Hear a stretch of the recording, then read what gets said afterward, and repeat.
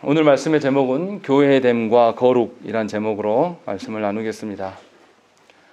우리가 지난주까지 출애굽기 34장을 보았습니다. 그런데 오늘은 갑자기 출애굽기 40장으로 건너뛰었습니다. 왜 이렇게 하냐면요, 출애굽기 35장부터 40장까지의 그 말씀의 내용은 하나님께서 명령하신 성막이 지어져 가는 것을 기록하고 있습니다. 그래서 출애굽기 25장부터 29장까지 하나님께서 성막을 명령하셨던 것들의 반복이 나타나요.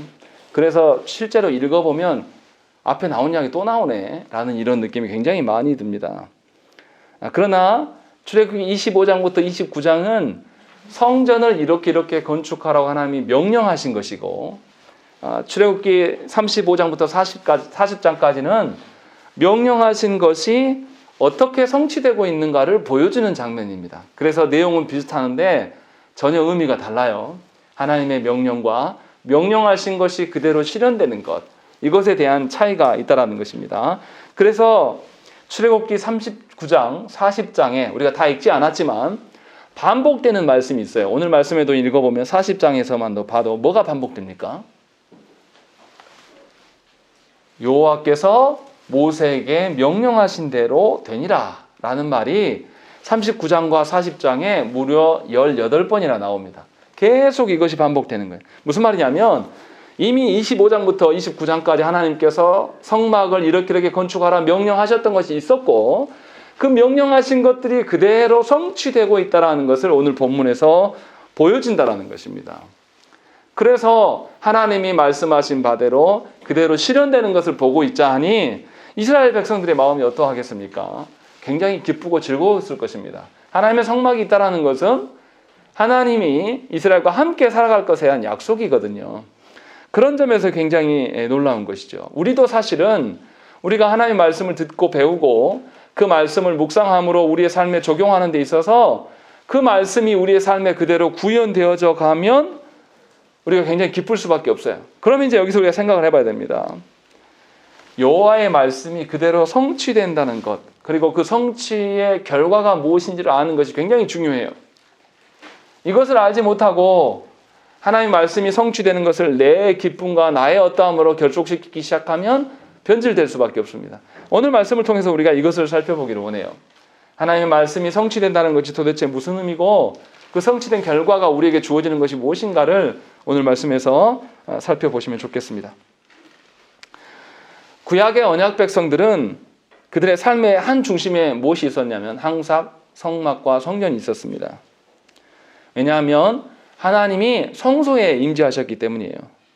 그리고 성소가 그들의 한 가운데 있을 때에 이스라엘은 하나님과 우리가 함께 있다라는 생각들을 갖게 되었습니다. 그래서 구약 성경의 많은 믿음의 선배들이 고통 중에도, 괴로운 중에서 그들이 소망을 삼았던 것이 뭐냐면 우리에게는 아직도 성소가 있다, 성전이 있다라는 생각들을 가졌어요. 그래서 요나도 어떻습니까? 하나님의 말씀 앞에 배반하고 니느웨로 가다가 큰 물고기 뱃속에 들어갔을 때, 죽어갈 때에 그가 무슨 이야기를 하냐면 하나님의 성전을 향해 내가 예배하겠다라는 것이죠. 내가 그것에 지금 갈 수 없지만 죽는 순간에라도 하나님이 계신 그 성전을 사모한다라는 고백들을 해요. 다윗도 마찬가지입니다. 다윗도 자기의 장인어른 사울의 그 공격과 죽임의 그 자리를 계속 피해 다니면서, 그래서 사울의 공격으로부터 살려고 미친 척까지 하면서 그렇게 살면서도 다윗이 계속 고백했던 것이 무엇이냐면 하나님이 계신 곳을 그리워했어요. 하나님 계신 그 성소를 그리워했다는 거죠. 그래서 분명하게 그 하나님의 어떠하심을 그가 소망했다는 거죠. 근데 여기서 특징이 뭐가 있냐면 구약의 이스라엘 백성들이 하나님의 임재를 주관적으로 느끼지 않았다는 거죠. 여실하게 성소라는 것을 통하여서 공동체적으로 아주 객관적으로 하나님의 임재를 상징하는 초소를 그들이 사모했다는 것입니다. 그렇다면 오늘 우리 이 시대 가운데 하나님의 임재하시는 그 초소는 어디입니까? 어디라고 생각을 하십니까? 우리에게 이렇게 물어보면 대부분 다 답을 안 하세요. 또 아니면 성전이 파괴됐는데 이제 없는데 이게 무슨 의미가 있는가? 라고 물어보시는 분들이 있습니다. 그런데 여전히 하나님은 우리를 어디에 두셨습니까? 우리를 각자로 구원하기 위해서 각자로 하나님 역사하시지 않으세요. 물론 역사하십니다. 그런데 그렇게만 놔두지 않고 우리 어디 두셨습니까? 교회에 두셨습니다. 제가 말씀드리는 교회는 건물로서의 교회를 말하는 게 아니에요. 그리스도의 몸으로서 교회를 세워 놓으신 겁니다. 그래서 교회를 통해서 모든 성도들은 하나님의 역사하심과 임재를 경험하고 확증을 받습니다. 그렇기 때문에 저와 여러분들의 신앙이라는 것은 공동체적이고 객관적인 신앙이 우리에게 필요해요. 그런데 너무나 안타깝게도 조국교회 성도들 중에서는 하나님의 임재, 하나님의 역사하심을 어떻게 이해하냐면 매우 개인적이고 주관적인 것으로 여기는 분들이 너무 많아요. 주관적이고 개인적으로 여기는 것의 문제가 무엇이냐면 하나님을 자신이 아는 어떤 이방의 다른 신처럼 생각하기 시작하는 겁니다. 그래서 하나님이 꿈에 나타나셨다. 하나님이 자기의 마음에 무슨 감동을 주셨다. 자기가 기도 중에 하나님의 말씀의 어떤 구절을 생각나게 하셨다. 물론 그렇게 하실 수 있죠. 그런데 그것이 공동체 안에서 하나님의 확실한 임재인지를 다시 증명을 해봐야 돼요. 하나님의 말씀으로 분명하게 하나님의 임재하심이 정말 그것인가? 라는 것에 대한 어떤 확증이 없음에도 불구하고 조국교회 대부분의 성도들이 이것을 고집하면서 그것을 신뢰합니다. 그런데 죄송하지만 하나님께서는 역사 가운데 한 번도 그런 식으로 하시지 않았어요. 이스라엘의 언약 백성들 가운데 성소를 두시고 성소를 두심으로 말미암아서 그들과 함께 하시겠다라고 말씀하셨다는 것입니다. 그러니까 우리의 신앙도 교회 안에서 교회라는 이 객관적인 공동체적인 이 조직 안에서 내 자신이 발견돼야 돼요. 그래서 하나님의 어떠하심을 공동체 전체가 함께 누리는 방식으로 생각을 해야 한다는 것입니다. 이것이 없는 개인적이고 주관적인 어떤 역사에 대해서는 우리가 조금 더 보류를 해야 돼요. 함부로 판단하기는 어렵습니다. 그래서 언약 백성 된 우리가 해야 될 일은 내 개인의 문제를 해결하는 것보다 더 중요한 게 뭐냐면 교회를 하나님께서 두셨기 때문에 이 교회를 어떻게 세워갈 것인가의 문제가 훨씬 중요합니다. 지금 이것을 출애굽기 35장부터 40장까지 보여주는 거예요.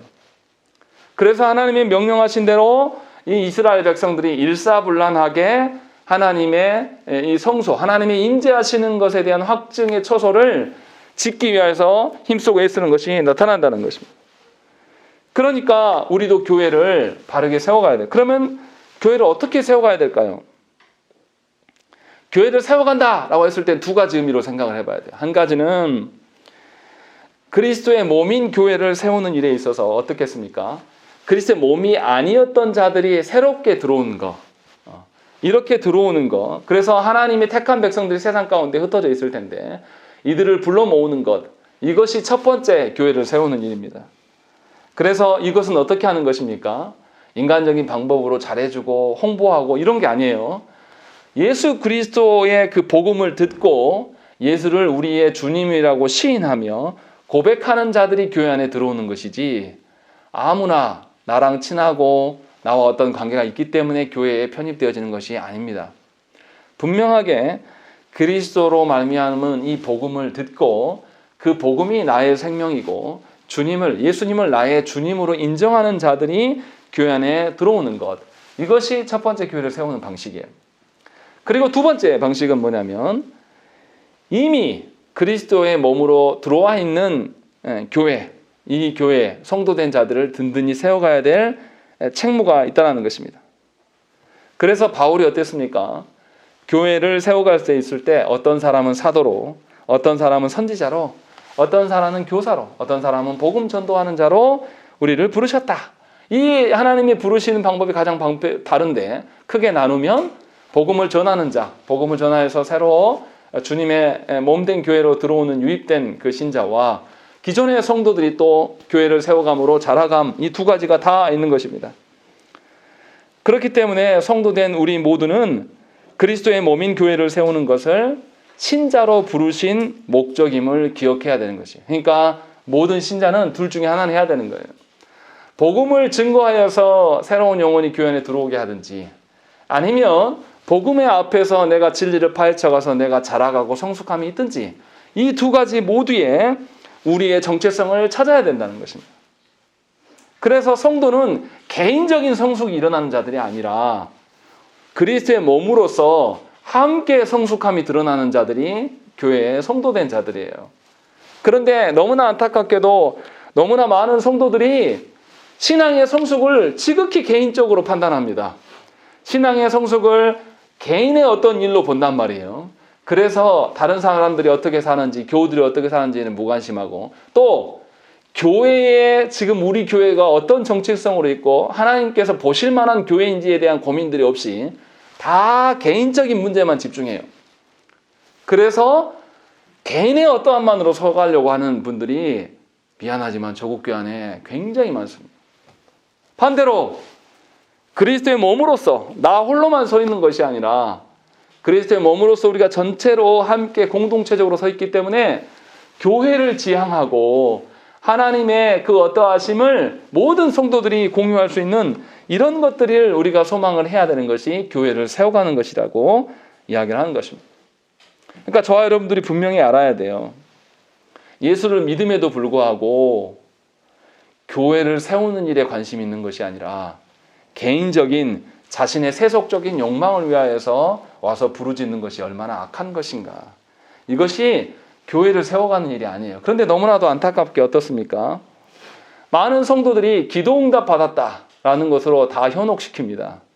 내가 돈이 없고 내가 자녀의 문제가 있는데 하나님이 그것을 응답해 주시면 나 봐라, 나 얼마나 은혜를 누리고 있냐, 나처럼 신앙생활을 하는 것이 좋은 거다 하면서 자랑하면서 이렇게 하면 할수록 어떻게 되는 것입니까? 교회를 세워가는 일이 아니에요. 교회를 세워가는 일은 매우 중요한 일인데 이 교회를 세워가는 일에 있어서 자신의 문제를 해결하는 것이 교회를 세워가는 이런 오해를 가진 성도들이 굉장히 많다라는 거예요. 그래서 자신의 문제가 해결되지 않으면 교회가 세워져 가는 것에 무관심해. 오히려 이런 경우가 더 많죠. 교회 세워가는 것에 대해서는 아무런 관심이 없어요. 그냥 자신의 문제에만 집중해서 신앙생활하는 분들이 너무 많다는 겁니다. 그러나 이것은 합당한 신자의 삶이 아니라는 거예요. 분명하게 우리는 그리스도의 몸으로서 공동체로서 우리를 하나님께서 세워놓으시고 불러놓으셨어요. 그러니까 내가 성장하는 것, 내 안에 문제가 해결되지는 것도 그리스도의 몸으로서 공동체적으로 해결됨이 우리 안에 드러나야 되는 것이에요. 그것을 지향하고 소망하는 것이 교회를 세워가는 합당한 방식이라는 것입니다. 그러나 너무나 안타깝게도 이런 방식의 교회됨에 대해서 고민하고 그것에 대해서 구현하려고 하는 성도들의 몸부림이 부족하다는 것입니다.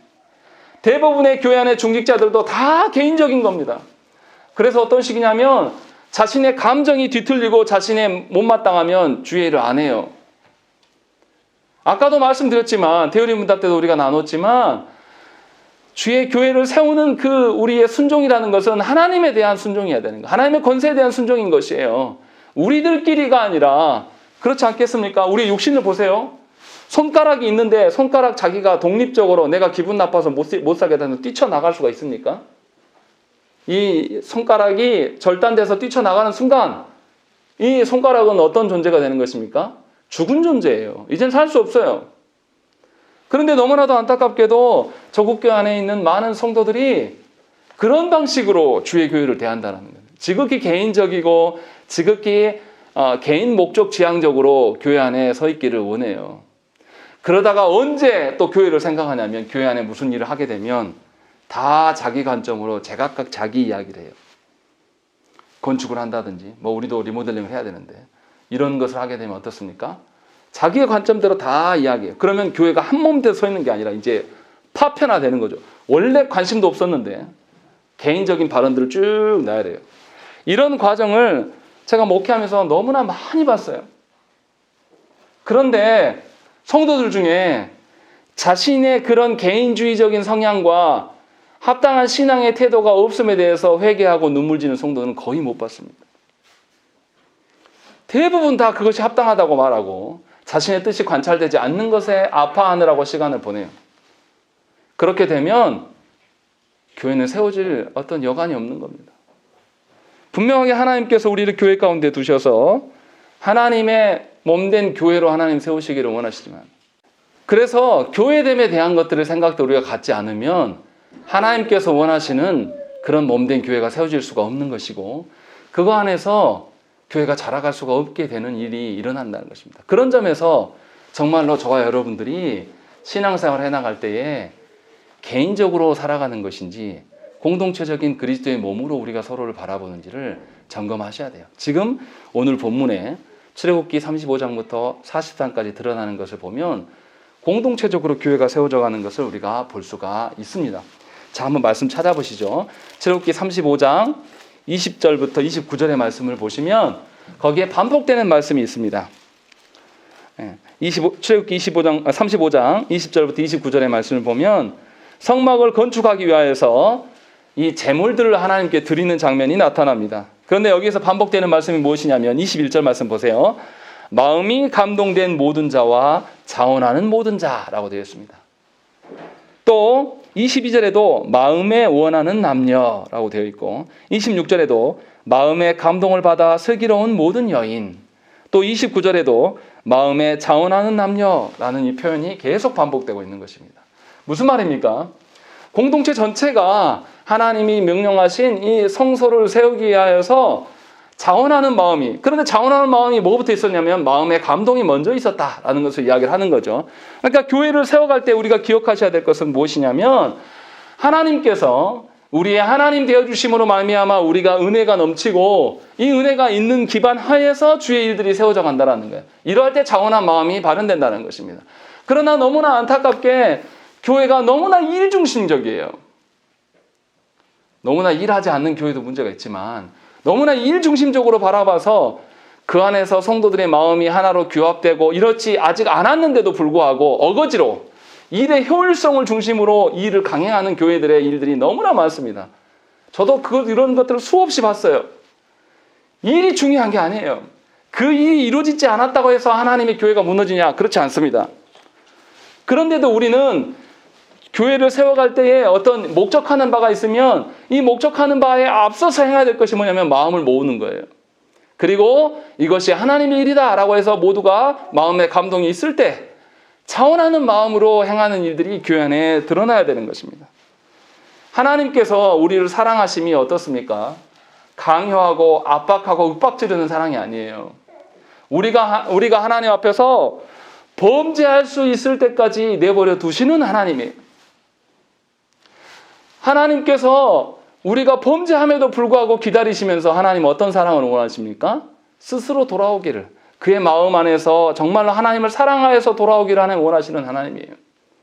그렇다면 우리도 교회를 세워가는 데 있어서 자원하는 마음으로 설 수 있도록 하나님께 구해야 된다는 것입니다. 다윗도 어떻습니까?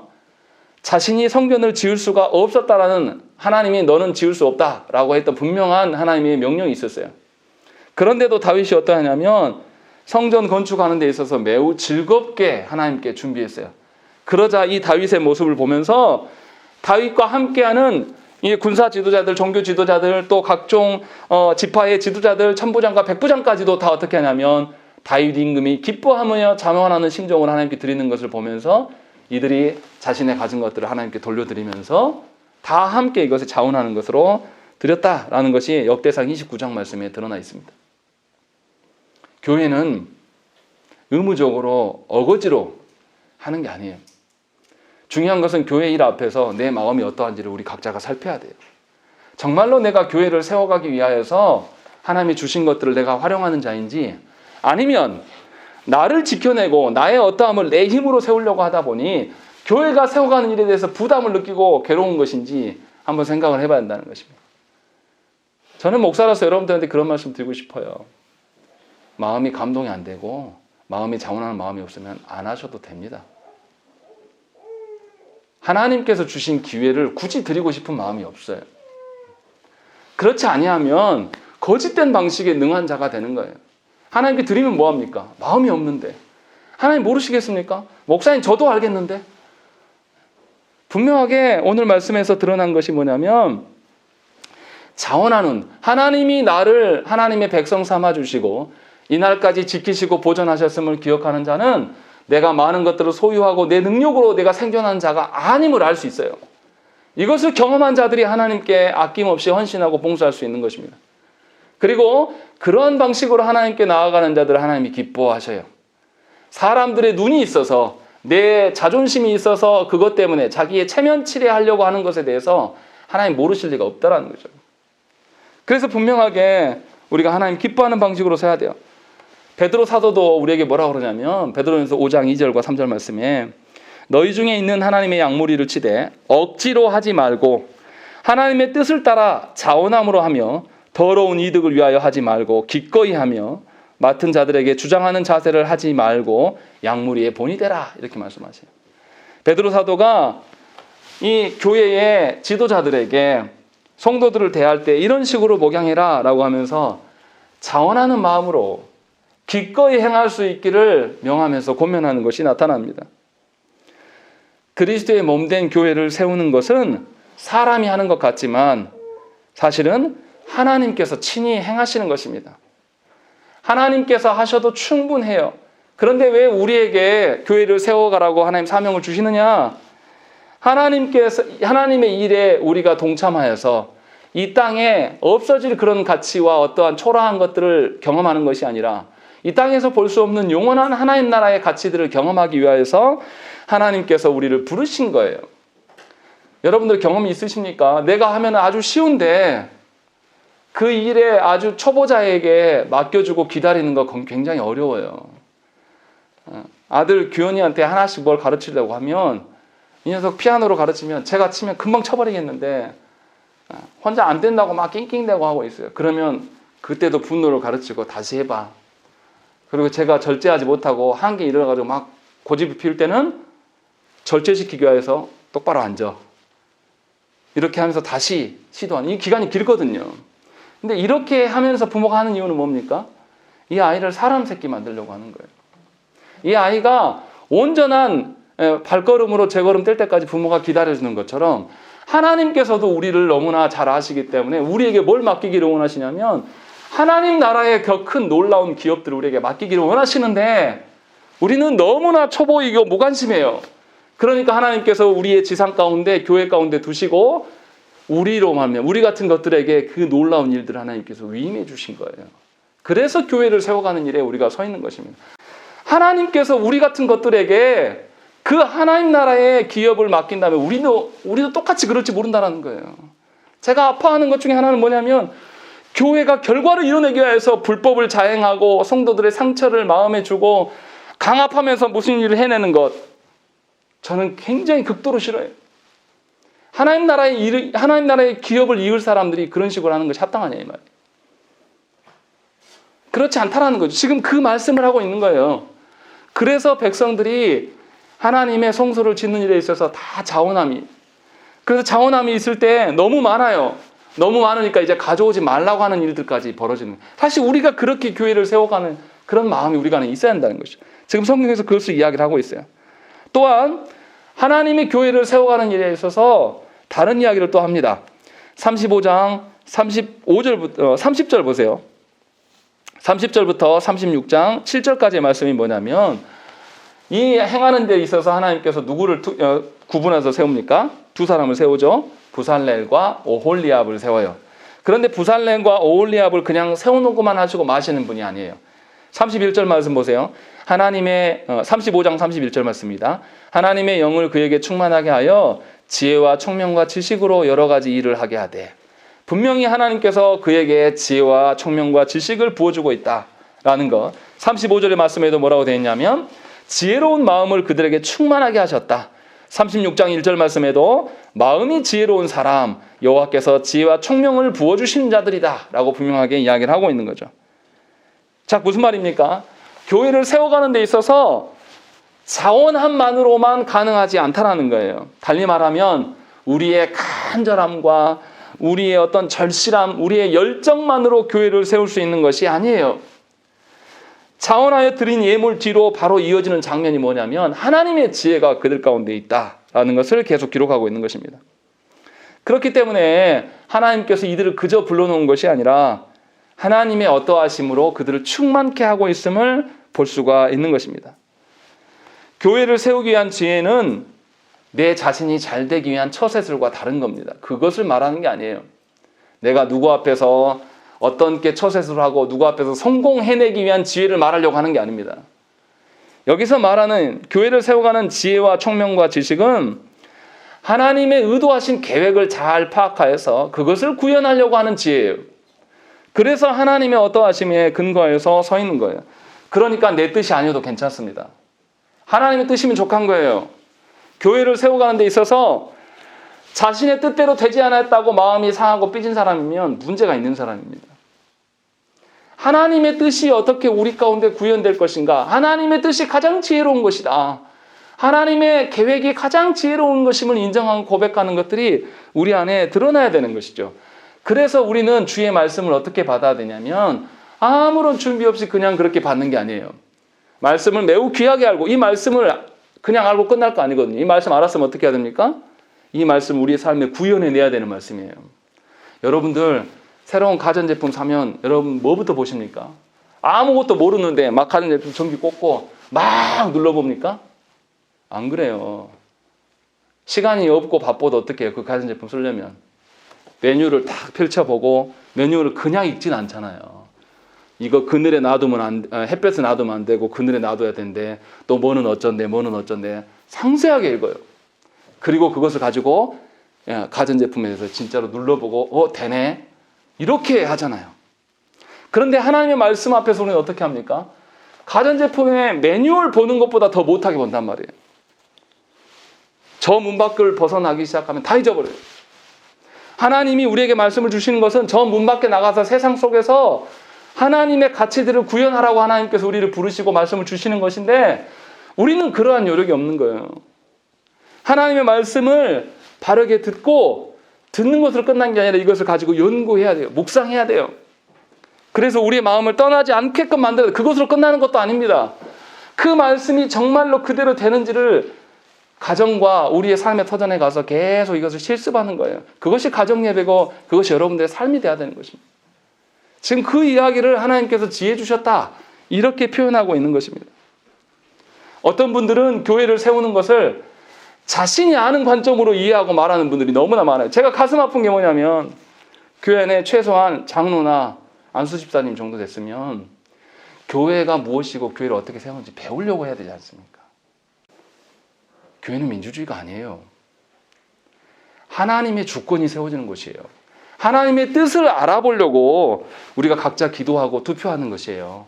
세상의 방식이 아니란 말이에요. 그래서 교회는 어떻습니까? 직분자 뽑을 때 선거운동을 합니까? 안 합니까? 그래서 하면 안 되는 거예요. 민주주의라면 선거운동 해도 됩니까? 안 됩니까? 당연히 해야죠. 그런데 버젓이 헌법에 이걸 써놓고 선거운동 한다고 이걸 해요. 총회장 뽑고 부총회장 뽑는데 이것을 한단 말이에요. 선거운동하면 돈이 들어가지 않습니까? 어떻게 교회 안에서 직분을 세우는데 그런 일들이 발생합니까? 그리고 이걸 너무 당연히 여겨요. 우리가 찌들어 있단 말이에요. 그래서 교회에서 무슨 일을 하자 그러면 하나님의 뜻이 무엇인가를 우리가 더 고민하고 공부해 봅시다라고 말하는 사람은 거의 없고 대부분 다 자신이 경험했던 내가 회사 생활을 해봤는데 내가 군대 생활을 해봤는데 자기 경험한 거 끌고 와가지고 그것이 마치 교회가 그것이냐 그렇게 말한단 말이에요. 제발 이 말씀을 들은 여러분들은 그러시면 안 돼요. 그렇다고 목사가 독재하고 마음대로 하겠다 이 뜻을 말하려고 하는 게 아닙니다. 우리 모두가 말씀에 능해져서 교회됨이 무엇인지를 우리가 다 공유하고 함께 머리를 맞대고 하나님께 기도하면서 하나님 주님이 주신 이 정향교회를 우리가 어떻게 세워갈까요? 이 하나의 이 일들이 놓여있는데 우리 앞에 리모델링이 놓여있는데 하나님 보시기에 우리가 어떤 방식으로 하는 것이 하나님이 기뻐할까요? 어떤 방식으로 했을 때 모든 성도들이 오해 없이 다 함께 갈 수 있을까요? 이런 방식으로 하나님의 지혜를 구해야 되는 것입니다. 이것이 교회됨을 세워가는 방식이에요. 그래서 지혜가 필요한 거예요. 어떤 뭔 기술력이 좋고 사람의 마음을 이렇게 우리 내 편으로 만들고 뭐 처세술 이런 지혜를 말하는 것이 절대 아니라는 거죠. 그렇게 행하였기 때문에 모든 백성들이 이 하나님이 세우신 부살렐과 오홀리압이 명한 대로 다 행동해요. 그래서 아무 불협화음이 없이 일들이 계속 채워져 간다는 것입니다. 여러분들이 아셔야 될 게 여러분들이 경험한 세상 공동체의 어떠함으로 그 기준을 갖고 와서 교회에서도 이래야 됩니다 라고 말하게 하는 순간 여러분들은 교회를 세우는 것이 아니에요. 교회를 세상의 공동체처럼 만들려고 하는 시도라는 것을 기억하셔야 한다는 것입니다. 제가 그래서 마음이 아파요. 장로교회인데도 불구하고 버젓이 장로교회 정치가 교회 안에 있어야 되는데 우리 교회는 장로가 없으니까 운영위원회를 만들겠다. 그래서 운영이 교회를 잘 알지도 못하고 성경도 알지 못하는 모든 사람들을 운영에 집어넣고 거기서 결정하는 것이 장로교라고 말해요. 이런 일들이 버젓이 한국교회 안에 있습니다. 그러나 어느 누구도 회개하지 않습니다. 아, 이거 이상한 거구나. 굉장히 이상한 거구나라는 걸 알아야 되는데 이거 놀라지도 않아요, 우리는. 그러나 오늘 말씀에 드러난 일들을 보세요. 그리고 이렇게 완성되었을 때 드디어 우리가 보고 싶었던 말씀 39장과 40장의 말씀은 하나님께서 명령하신 대로 각각의 성막의 그 기물들이 만들어져 가는 것이 39장에 나타나요. 그때 반복되는 말씀이 하나님께서 여호와께서 모세에게 명령하신 대로 되더라. 여호와께서 모세에게 명령하신 대로 되더라 하는 일들이 계속 고백되어지고 40장에서는 이 각각의 만들어진 기물들이 성전의 그 자리에 합당한 자리에 배치되어지는 것이 쭉 나타나요. 그때 하나님께서 뭐냐면 16절의 말씀에 모세가 그같이 행하되 곧 여호와께서 자기에게 명령하신 대로 다 행하였더라 라는 것이 나타나는 겁니다. 그리고 또 17절부터 계속해서 보세요. 계속 반복됩니다. 19절에 여호와께서 모세에게 명령하신 대로 되니라. 21절에 여호와께서 모세에게 명령하신 대로 되니라. 23절에 여호와께서 모세에게 명령하신 대로 되니라. 25절에 여호와께서 모세에게 명령하신 대로. 그 외에도 계속 그게 반복되는 거예요. 그러니까 하나님의 뜻이 그들 가운데 구현되고 있는 것을 그들이 보고 있는 거예요. 얼마나 이게 놀랍습니까? 하나님이 명령하신 그 성막, 말씀으로만 명령하셨던 그 성막이 실제로 구현되어서 자기들 앞에 존재되게 될 때에 이스라엘 백성들은 탄복해서 와, 하나님의 말씀대로 정말 이게 되는구나 라는 것들을 지금 경험하고 있는 것입니다. 그래서 분명하게 하나님의 뜻이 그들에게 구현되어지고 있는 것이 40장에 나타난 말씀이에요. 그렇다면 하나님의 말씀이 성취되었을 때 무슨 일이 일어납니까? 이게 중요한 겁니다. 40장 34절 말씀 한번 읽겠습니다. 읽겠습니다. 시작.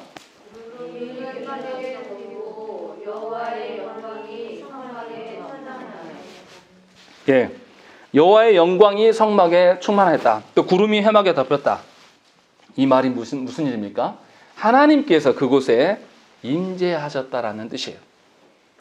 요한복음 1장 14절 말씀에도 뭐라고 되어 있냐면 말씀이 육신이 되어 우리 가운데 거하심에 우리가 그의 영광을 보니 아버지의 독생자의 영광이요 은혜와 진리가 충만하더라 라고 되어 있습니다. 예수께서 이 땅에 성육신하여 오심을 이렇게 표현하면서 이것이 하나님의 영광이 임한 것이다 라고 분명히 성경을 이야기를 하고 있는 거예요.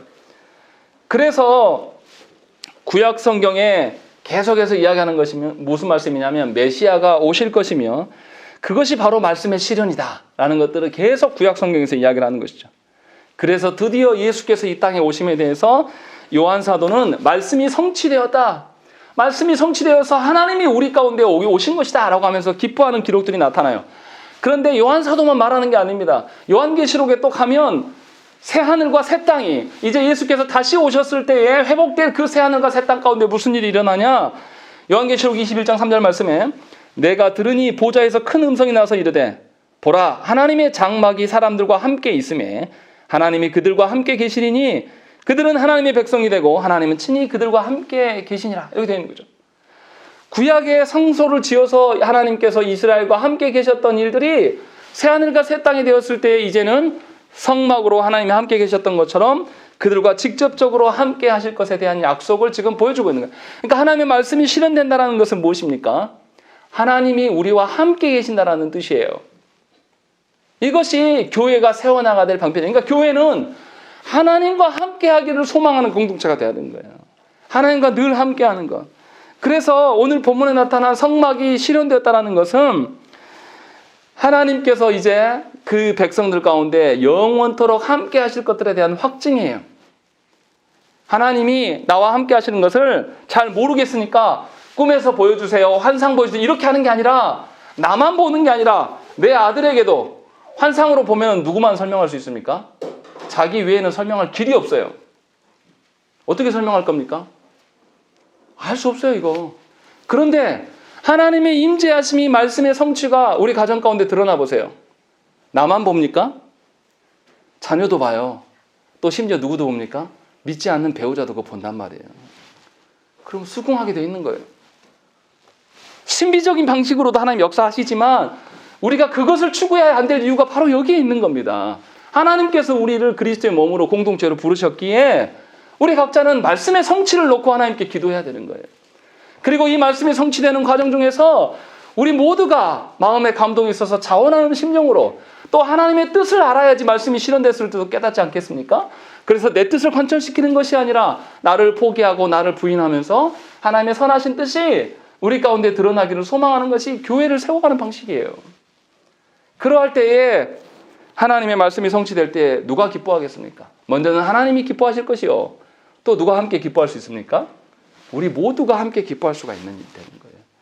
그래서 이런 방식으로 교회를 세워나가면 한 가정의 기쁨이 우리 공동체 전체의 기쁨이 되는 것입니다. 그냥 인간적으로 출산했기 때문에 기쁜 게 아니라 하나님이 저 가정에 어떻게 생명을 보존하시고 지키시고 저들 가운데 함께 하실 것인가에 대한 기대감의 기쁨이 돼야 되는 거예요. 이것이 교회를 세워가는 방식이라는 것입니다. 그리고 이러한 하나님의 임재는 과거의 구약에만 있었던 것이 아니고 신약시대에 예수님이 살아계셨을 때만 있었던 것이 아니에요. 주님이 우리에게도 그 기회를 주셨습니다. 우리가 잘 아는 말씀 마태복음 28장 18절부터 20절의 말씀이 예수께서 승천하시면서 우리에게 마지막으로 남기신 명령이에요. 그 명령이 무엇입니까? 예수께서 나와 말씀하여 이르시되 하늘과 땅의 모든 권세를 내게 주셨으니 그러므로 너희는 가서 모든 민족을 제자로 삼아 아버지와 아들과 성령의 이름으로 세례를 베풀고 내가 너희에게 분부한 모든 것을 가르쳐 지키게 하라. 볼지어다 내가 세상 끝날까지 너희와 항상 함께 있으리라 하시니라 라고 말씀하신 거예요. 주님이 세상 끝날 때까지 우리가 죽어 없어져도 우리의 자손 대대로 우리와 함께 하실 것이라는 약속을 주셨는데 그 약속이 어디 안에 있는 것이냐? 모든 열방에 있는 사람들, 그들 중에 하나님의 택한 백성들을 찾아 헤매고 그들에게 주께서 말씀하신 말씀을 가르치고 그들을 지키게 하여 살게 하여서 그들을 삼위 하나님의 이름으로 세례를 주고 이 다 누가 하는 일입니까? 교회가 하는 일이에요. 교회된 자들에게 이러한 직무를 주셨던 것들은 우리를 힘겹게 하시는 게 아니라 그렇게 우리가 해나갈 때 주님이 그 교회된 우리와 영원토록 함께 하실 것에 대한 약속을 지금 보여주고 있는 거예요. 그러니까 주님이 마지막으로 주셨던 그 명령은 우리에게 전도하고 사람을 늘려내서 이렇게 부담스러운 말씀이 아니라 우리에게 주신 특권이고 거기에서 하나님이 늘 우리와 함께 하시는 확증이란 말이죠. 이것을 통하여서 하나님의 임재를 봐야 된다는 거예요. 하나님의 말씀의 성취를 이런 방식으로 봐야 된다는 거예요.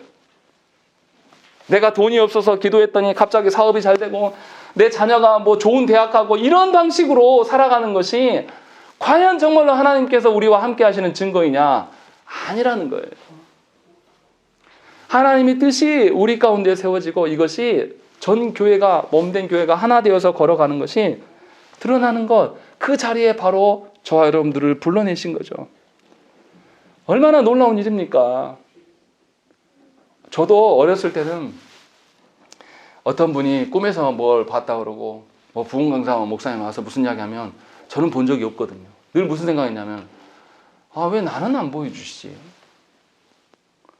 나도 봤으면 좋겠다. 근데 보면 알까 내가? 보여줘도 모를 것 같은데 하나님이 나타나는데 내가 하나님한테 귀신이라고 하면 어쩌지? 이 생각을 많이 했어요. 본 적이 없으니까. 그런데 오늘 말씀에 보면 너무나 확실하게 그렇게 하지 않고도 하나님이 말씀이 성취케 하심으로 말미암아 당신의 임재를 보이시겠다. 누구에게요? 모든 성도된 자들에게요. 이것 하나님이 약속하고 계심을 우리가 알 수 있는 것이죠. 그렇기 때문에 하나님께서 우리를 향해서 뭐라고 말씀하셨습니까? 우리는 하나님의 소유요, 택하신 백성이요, 거룩한 제사장이다. 이렇게 우리를 지칭하시면서 우리를 부르신 거예요.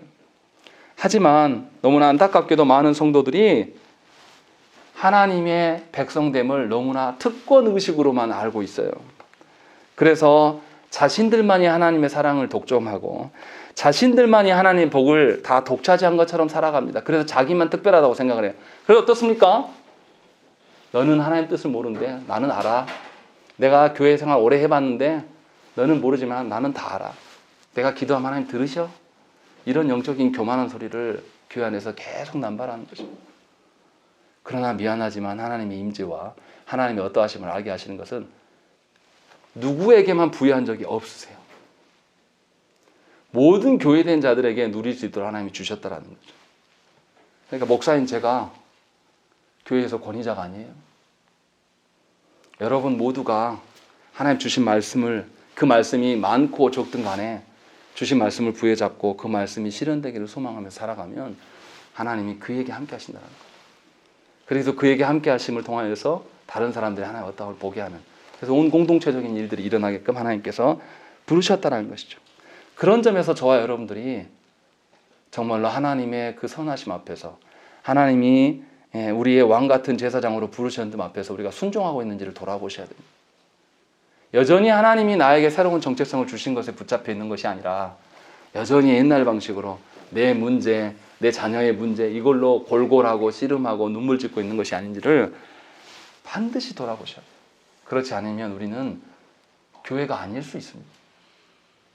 교회를 세운다는 것이 도리어 교회를 무너뜨리는 자, 교회를 어지럽히는 자가 될 수가 있다는 거죠. 그리고 더 중요한 말씀이 나와 있어요. 34절 말씀 다음에 바로 뭐라고 되어 있습니까? 35절 말씀을 읽겠습니다. 시작.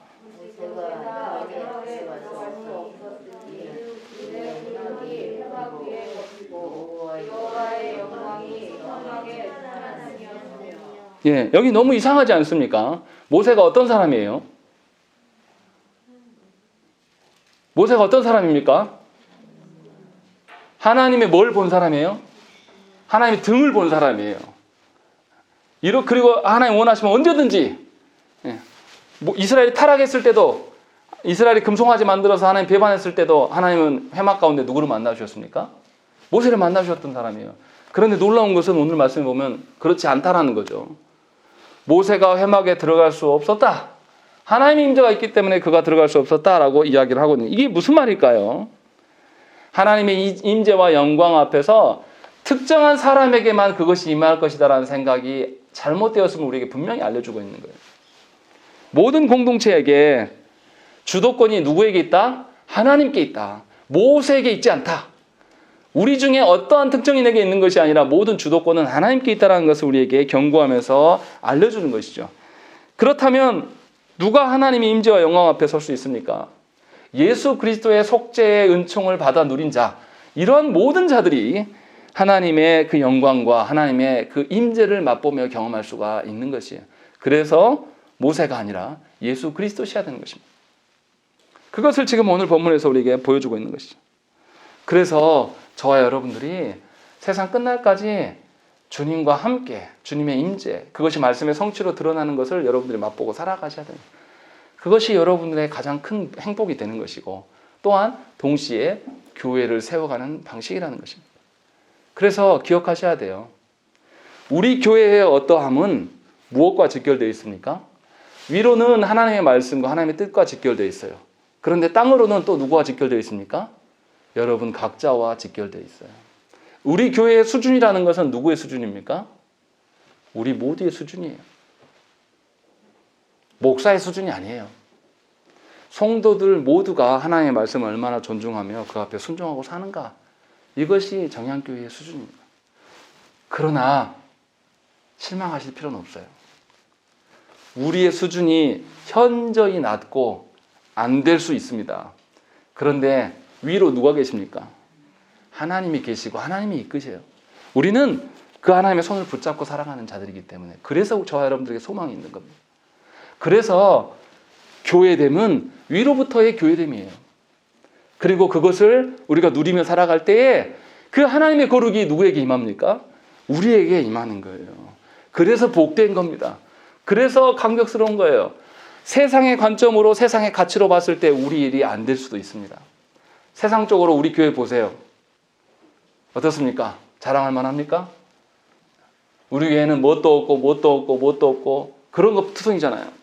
굉장히 약하고 초라하고 후원받지 않으면 존립하기도 힘들고. 그런데 하나님께서는 우리를 그렇게 부르시지 않았어요. 위로 하나님이 계시고 연약한 우리의 어떠함을 하나님께서 친히 세우심으로 교회됨을 보이시겠다라고 약속하셨어요. 그러니 저와 여러분들이 살아갈 때에 하나님의 말씀의 성취를 놓고 하나님께 간구하면서 기쁘고 감사한 방향으로 살아갈 수가 있는 것입니다. 그리고 그렇게 살아가라고 오늘 말씀을 통해서 우리를 부르셨어요.